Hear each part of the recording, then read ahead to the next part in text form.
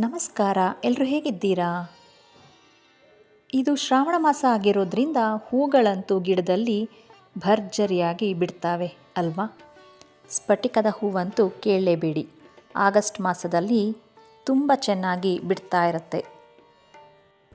ನನಗೆ ಏನು ಜ್ಞಾಪಕ ಅಂದರೆ, ನಾವು ಚಿಕ್ಕವರಿದ್ದಾಗ ಆಗಸ್ಟ್ 15 ಇಂಡಿಪೆಂಡೆನ್ಸ್ ಡೇ ಇತ್ತಲ್ವಾ, ಆವಾಗ ಹೂಗಳು ಬೇಕಾಗಿತ್ತು. ಫ್ಲ್ಯಾಗ್ಗೆ ಹಾಕೋದಕ್ಕೆ ಆಗಲಿ, ಡೆಕೋರೇಷನ್ಗೆ ಆಗಲಿ ಎಲ್ಲದಕ್ಕೂ. ನಾವು ಅಮ್ಮನ ಮನೇಲಿದ್ದಾಗ ಅಮ್ಮ ಗಿಡಗಳೆಲ್ಲ ಹಾಕಿದರು. ಸ್ಫಟಿಕದ ಹೂವು, ಕನಕಾಂಬರದ ಹೂವು, ಕಾಕಡ, ಹೀಗೆಲ್ಲ ದಾಸವಾಳ ತುಂಬ ಚೆನ್ನಾಗಿ ಬಿಡ್ತಾ ಇದ್ವು. ಅಕ್ಕಪಕ್ಕದ ಮನೆಯವರು ಸಹ ದೇವ್ರ ಪೂಜೆಗೆ ಅಂತ ಹೇಳಿ ಬಿಡಿಸ್ಕೊಂಡು ಹೋಗ್ತಾಯಿದ್ರು. ನನಗಂತೂ ಸ್ಫಟಿಕದ ಹೂವು ಅಂದರೆ ತುಂಬ ಇಷ್ಟ ಇತ್ತು. ಬಿಳಿ ಸ್ಫಟಿಕ, ಪಿಂಕು ಮತ್ತು ಹಳದಿ, ಹಾಗೆ ಬ್ಲೂ ಅಥವಾ ಪರ್ಪಲ್, ಹೀಗೆ ತುಂಬ ತರಹದ ಹೂಗಳಂತೂ ನಮ್ಮ ಗಾರ್ಡನ್ನಲ್ಲಿ ಸಿಗ್ತಾ ಇದ್ವು. ಈಗ ವಿಡಿಯೋಗೆ ಬಂದುಬಿಡೋಣ. ನಾನು ತರಕಾರಿ ಸಾಗು ಮತ್ತು ಚಪಾತಿ ಮಾಡ್ತಾ ಇದ್ದೀನಿ. ತರಕಾರಿ ಅಂದರೆ ಜಾಸ್ತಿ ಏನಿರಲಿಲ್ಲ ನಮ್ಮ ಮನೆಯಲ್ಲಿ, ಬರೀ ಕ್ಯಾರೆಟ್ ಮತ್ತು ಬೀನ್ಸ್ ಅಷ್ಟೇ ಇದ್ದಿದ್ದು. ಅದನ್ನು ಹೆಚ್ಚಿ ಇಟ್ಕೊಂಡಿದ್ದೆ. ಹಾಗೆ ಸ್ವಲ್ಪ ಅವರೆಕಾಳಿತ್ತು, ಅದನ್ನು ಬಿಡಿಸಿ ಇಟ್ಟಿದ್ದೆ, ಹಸಿ ಅವರೆಕಾಳು. ಈಗ ಏನು ಮಾಡ್ತಾಯಿದ್ದೀನಿ ಅಂದರೆ, ಒಂದು ಕುಕ್ಕರ್ಗೆ ಸ್ವಲ್ಪ ಎಣ್ಣೆ ಹಾಕಿಬಿಟ್ಟು ಈರುಳ್ಳಿಯನ್ನು ಹಾಕಿ ಬಾಡಿಸಿ, ನಂತರ ಸ್ವಲ್ಪ ಟೊಮೊಟೊವನ್ನು ಹಾಕ್ಕೊಂಡಿದ್ದೀನಿ. ಅದನ್ನು ಸ್ವಲ್ಪ ಸ್ಮ್ಯಾಶ್ ಆಗೋವರೆಗೆ ಬಾಡಿಸ್ಬಿಟ್ಟು, ಈಗ ಮಸಾಲೆ ರುಬ್ಬಿದ್ನಲ್ವ ಅದನ್ನು ಹಾಕ್ಕೊಂಡು ಎಣ್ಣೆಯಲ್ಲಿ ಚೆಂದವಾಗಿ ಬಾಡಿಸ್ಕೊಳ್ತಾ ಇದ್ದೀನಿ. ಪಕ್ಕದಲ್ಲಿ ಹಾಗೆ ಸ್ವಲ್ಪ ಕಾಫಿಯನ್ನು ಮಾಡ್ತಾಯಿದ್ದೀನಿ. ಈಗ ಚಳಿ ಟೈಮ್ ಅಲ್ವಾ, ಕಾಫಿ ಇರಲೇಬೇಕು. ಆದರೆ ನಾನು ನೆನ್ನೆ ಕುಡಿಲಿಲ್ಲ, ನನ್ನ ಹಸ್ಬೆಂಡ್ಗಷ್ಟೇ ಕಾಫಿ ಮಾಡಿಕೊಟ್ಟಿದ್ದು.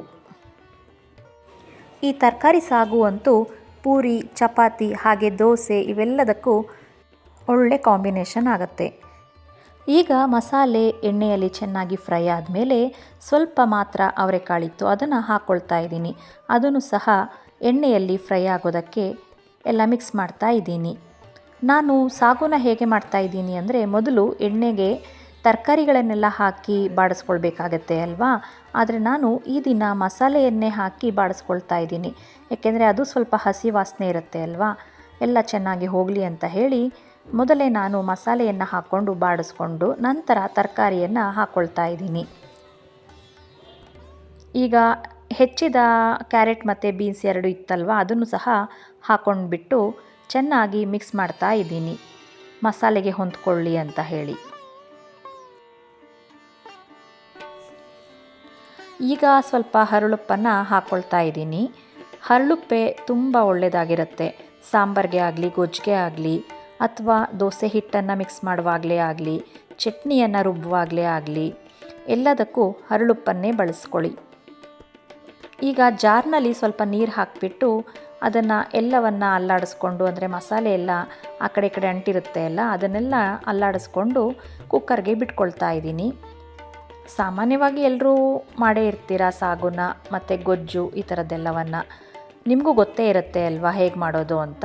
ಆದರೆ ನಾನು ನಮ್ಮ ಮನೆಯಲ್ಲಿ ಹೇಗೆ ಮಾಡ್ತಾ ಇದ್ದೀನಿ ಅನ್ನೋದನ್ನು ತೋರಿಸಲೇಬೇಕಾಗಿರುತ್ತೆ, ಅದಕ್ಕೆ ನಾನು ತೋರಿಸ್ತಾ ಇದ್ದೀನಿ. ಈಗ ಉಪ್ಪು ಮತ್ತು ನೀರು ಎಲ್ಲವನ್ನು ಹಾಕಿದ ಮೇಲೆ ಕುಕ್ಕರ್ ಲಿಡ್ಡನ್ನು ಮುಚ್ಚಿ 1-2 ಸರ್ತಿ ಕೂಗಿಸ್ಕೊಂಡ್ರೆ ತರಕಾರಿ ಸಾಗು ರೆಡಿಯಾಗತ್ತೆ. ಇದು ಕೂಗೋಷ್ಟರಲ್ಲಿ ನಾನು ಪಕ್ಕದಲ್ಲಿ ಚಪಾತಿ ಹಿಟ್ಟನ್ನು ಕಲಸಿಟ್ಟಿದ್ದೆ, ಅದನ್ನು ಲಟ್ಟಿಸ್ಕೊಳ್ತಾ ಇದ್ದೆ. ಈಗ ತಿಂಡಿನೂ ರೆಡಿ, ಬನ್ನಿ ಎಲ್ಲರೂ ತಿಂಡಿ ತಿನ್ನೋಣ.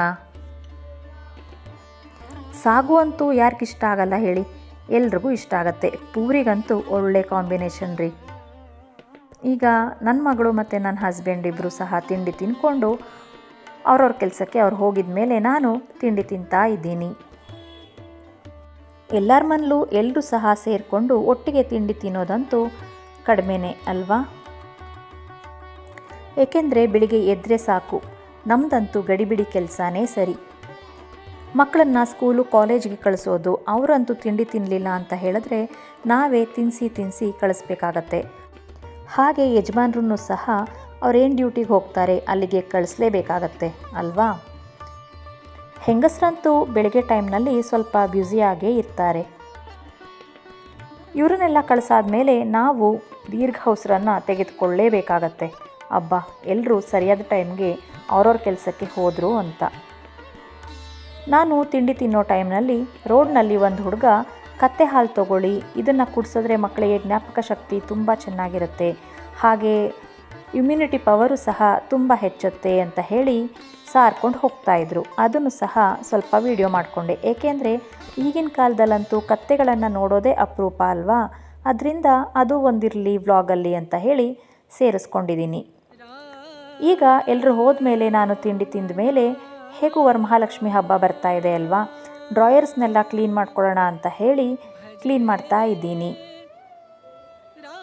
ಇದು ಶುಕ್ರವಾರದ ವ್ಲಾಗ್ ಆಗಿರುತ್ತೆ, ಹಾಗೆ ಶ್ರಾವಣ ಶನಿವಾರಕ್ಕೂ ಸರಿ ಹೋಗುತ್ತೆ ಅಂತ ಹೇಳಿ ಕ್ಲೀನ್ ಮಾಡ್ಕೊಳ್ತಾ ಇದ್ದೀನಿ. ನಮ್ಮನೆ ದೇವರು ವೆಂಕಟರಮಣ ಸ್ವಾಮಿ ಆಗಿರೋದ್ರಿಂದ ಶ್ರಾವಣ ಶನಿವಾರದಲ್ಲಿ ನಾವು ನಾನ್ ವೆಜ್ ಏನೂ ತಿನ್ನೋದಿಲ್ಲ. ಸೊ ವರಮಹಾಲಕ್ಷ್ಮಿ ಹಬ್ಬ ಹಾಗೆ ಶ್ರಾವಣ ಶನಿವಾರ ಎಲ್ಲದಕ್ಕೂ ಕ್ಲೀನ್ ಮಾಡ್ಕೊಂಡು ಹಾಗೆ ಆಗುತ್ತೆ ಅಲ್ವಾ ಅಂತ ಹೇಳಿ ಕ್ಲೀನಿಂಗ್ನ ಸ್ಟಾರ್ಟ್ ಮಾಡ್ಕೊಂಡಿದ್ದೀನಿ. ಇನ್ನು ತುಂಬ ಇದೆ ಕ್ಲೀನ್ ಮಾಡೋದು. ಕಿಚನ್ ಇದೆ, ದೇವ್ರ ಮನೆ ಇದೆ, ಸ್ಟೋರ್ ರೂಮ್ ಇದೆ, ಬೆಡ್ರೂಮ್ಗಳಿದ್ದಾವೆ, ಹಾಗೆ ಸಿಟ್ಔಟ್, ಬಾತ್ರೂಮ್ಸ್, ಹೇಳ್ತಾ ಹೋದರೆ ನನಗೆ ಭಯ ಆಗ್ತಾ ಇದೆ ಯಾವಾಗಪ್ಪ ಕ್ಲೀನ್ ಮಾಡೋದು ಅಂತ. ನೀವೆಲ್ಲ ಕ್ಲೀನಿಂಗ್ ಶುರು ಮಾಡ್ಕೊಂಡ್ರಾ?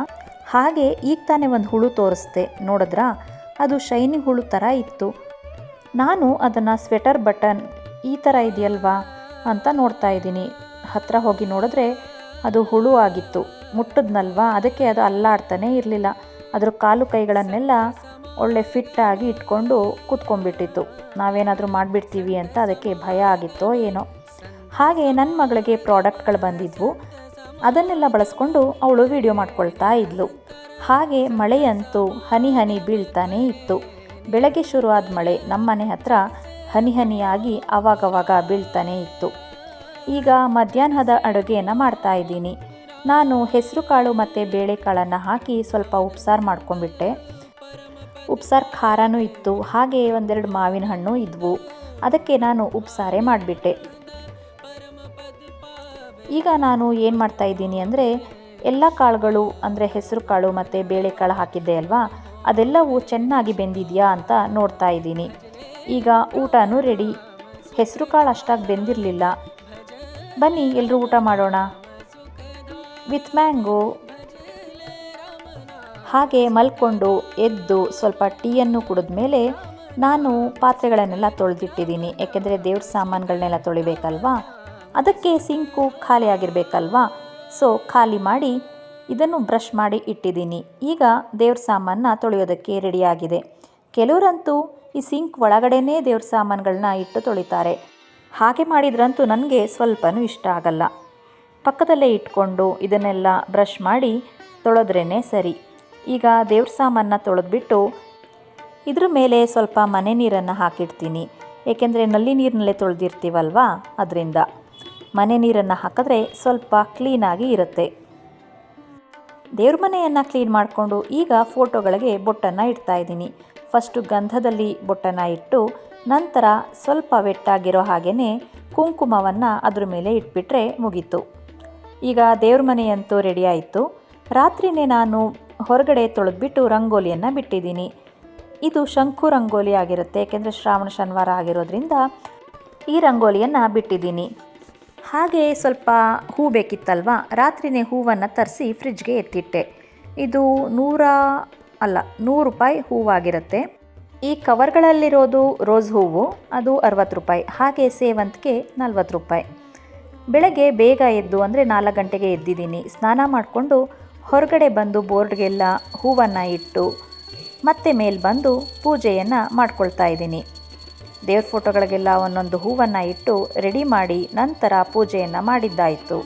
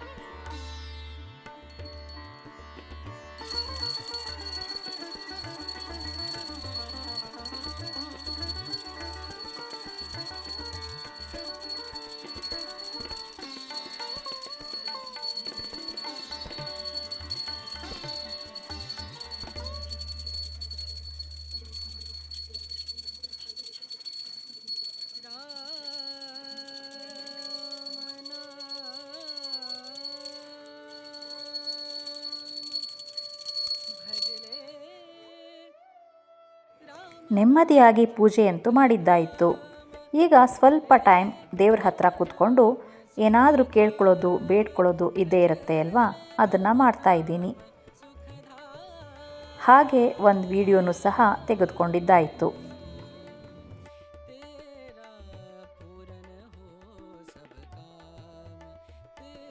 ನಾನು ಬ್ರಾಹ್ಮಿ ಮುಹೂರ್ತದಲ್ಲಿ ಪೂಜೆ ಮಾಡೋದ್ರಿಂದ ಒಂದು 5:15 ಮೇಲೆ ಶುರು ಆಗುತ್ತೆ ಪೂಜೆ.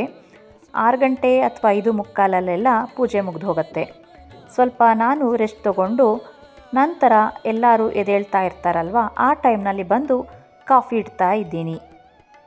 ಎಲ್ಲರೂ ಅಂದರೆ ಏನಿಲ್ಲ, ನನ್ನ ಹಸ್ಬೆಂಡ್ ಮತ್ತು ನನ್ನ ಮಗಳು, ನಾನು 3 ಜನ ನಮ್ಮ ಮನೇಲಿರೋದು. ಸೊ ಅವರಿಬ್ಬರು ಎದ್ದೇಳೋಷ್ಟೊತ್ತಿಗೆ ಕಾಫಿ ಇಡ್ತಾ ಇದ್ದೀನಿ. ನನ್ನ ಮಗಳೇನು ತುಂಬ ಕಡಿಮೆ ಹಾಲು, ಟೀ, ಕಾಫಿ ಈ ಥರ ಎಲ್ಲ ಕುಡಿಯೋದು. ಹಾಗೆ ಪಕ್ಕದಲ್ಲಿ ಕುಡಿಯೋದಕ್ಕೆ ನೀರನ್ನು ಸಹ ಕಾಯಿಸ್ಕೊಳ್ತಾ ಇದ್ದೀನಿ, ಅಂದರೆ ಕುದಿಸ್ಕೊಳ್ತಾ ಇದ್ದೀನಿ. ಈಗ ಮಳೆ ನೀರೆಲ್ಲ ಮಿಕ್ಸ್ ಆಗಿರುತ್ತೆ ಅಲ್ವಾ, ಕುದಿಸ್ಕೊಂಡು ಕುಡಿದ್ರೇ ತುಂಬ ಒಳ್ಳೆಯದಿರುತ್ತೆ.